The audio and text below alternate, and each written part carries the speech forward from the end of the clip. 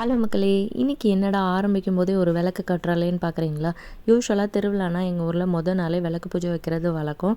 So இதுக்கு எப்படி நம்ம போனோம் அப்படிங்கிறது தான் இன்றைக்கி நம்ம பார்க்க போகிறீங்க. ஸோ யூசுவலாக விளக்கு பூஜைக்கு தேவையான பொருட்கள் என்ன அப்படின்னா, விளக்கு, தட்டு, டம்ளர் இது மட்டும் நம்ம வீட்டிலேருந்து கொண்டு போனால் போதும். மற்றபடி இது எல்லாமே பூஜைக்கு எல்லாமே நமக்கு கோயில்லே கொடுத்துருவாங்க.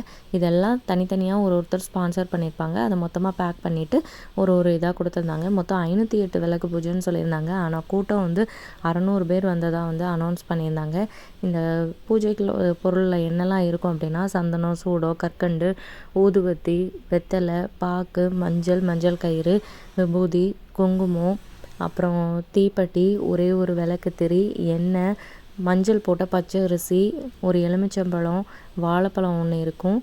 இப்போ நம்ம விளக்க ரெடி பண்ணணும். சந்தனம், குங்குமம் எல்லாம் வச்சு, பொட்டெல்லாம் வச்சு நம்ம விளக்க ரெடி பண்ணியாச்சு. மஞ்சளை கயிறு கூட கட்டி அதையும் நம்ம போட்டாச்சு.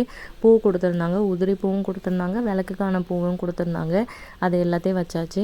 டம்ளரில் தண்ணி கொடுத்துருப்பாங்க. அதுதான் நமக்கு அந்த மஞ்சள் போட்ட பச்சை அரிசியை தீர்த்தம் மாதிரி குடிப்போம்.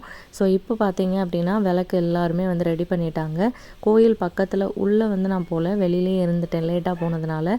ஸோ அவங்க மைக்கில் அனௌன்ஸ் பண்ண நம்ம ஒரு பூஜையாக நம்ம விளக்கு சாமியாக நினச்சி பண்ணணும். அதுதான் இந்த விளக்கு பூஜையோட மெயின் ஒரு தீமே. தென் பார்த்தீங்க அப்படின்னா சக்கரை பொங்கல் கொடுத்துருந்தாங்க, ஒரு லட்டு கொடுத்துருந்தாங்க, தக்காளி சாதம் நமக்கு பிரசாதமாக கொடுத்துருந்தாங்க. அதை நம்ம வீட்டுக்கு எடுத்துகிட்டு போகிற மாதிரி இருந்துச்சு.